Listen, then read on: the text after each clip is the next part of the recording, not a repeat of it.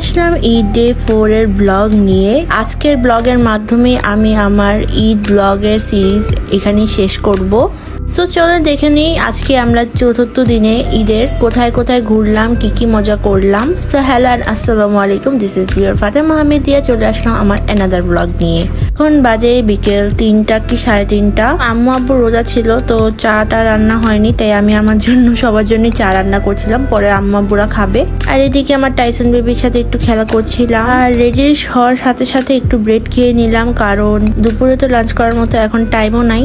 আর আমি ঘুম থেকে উঠে এত তাড়াহুড়ায় কিছু খাইও না ব্রেড বাদে। সো চা ব্রেড খেয়ে আমি একদম ফুললি রেডি হয়ে গেলাম। আজকের বেসটা আমার এত বেশি সুন্দর হয়েছিল, নিজেই নিজের বেসের প্রেমে পড়ে গিয়েছি। আজকের আউটফিটটাও ছিল কিন্তু রায়া পেজ থেকে, এটা কোনো স্পন্সর না, আমি নিজে পারচেস করেছি। সো এখন আমি বের হয়ে গেলাম, অলমোস্ট মাগরিব আজান দিয়ে দিয়েছে। আসলে কাজিনরা সব একসাথে বের হলে না, একত্রিত হতে হতে একটু লেট হয়েই যায়। ওয়েদারটা ভালোই ছিল, বাতাস ছিল, আকাশটাও খুবই সুন্দর হয়েছিল। এখন মাত্র সন্ধ্যা হয়ে আসছে। আমরা ফার্স্টে গিয়েছিলাম কৈথেতে। ওখানে ঢোকার পর অবস্থা এত বেশি রাশ ছিল, মানে বসা তো দূরের কথা, দাঁড়ানোরও জায়গা ছিল না। তাই আমরা তার 3rd ফ্লোরে কফি অ্যাভিনিউতে চলে যাই। অ্যান্ড ওখানে ভালো এনভায়রনমেন্ট ছিল, কৈথা থেকেও বেস্ট এনভায়রনমেন্ট ছিল। তো ফার্স্ট আমরা চাচ্ছিলাম একটা আড্ডা দেওয়ার প্লেস, তো এখান থেকে আমরা সবাই ট্রাই করি কফি লাটে।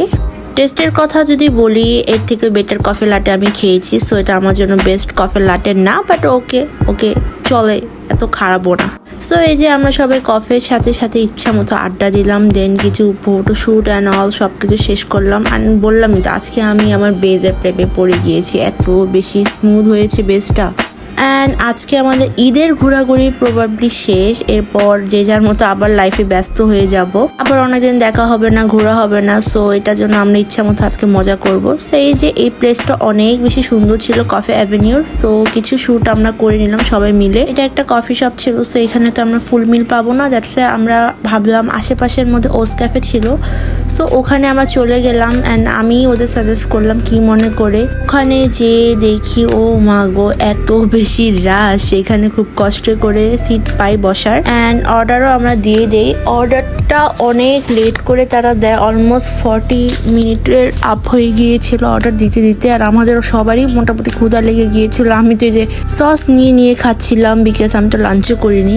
ওস ক্যাফের খাবার মোটামুটি ভালোই ছিল, বাট এবার কেন জানি না ওদের খাবার একটা খুব বেশি আমাদের ভালো লাগে নাই।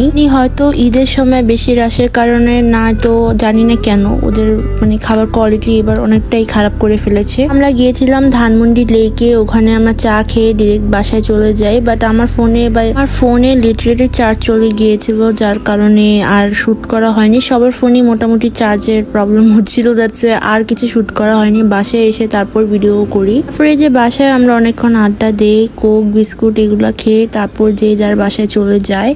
তো আজকের মতো ব্লগটা এখানে এন্ড করছি। আজকের দিনটা খুবই ভালো কেটেছে। আশা করি নেক্সট কোনো ব্লগে আবার আপনাদের সাথে দেখা হয়ে যাবে। সবাই অনেক বেশি ভালো থাকবেন।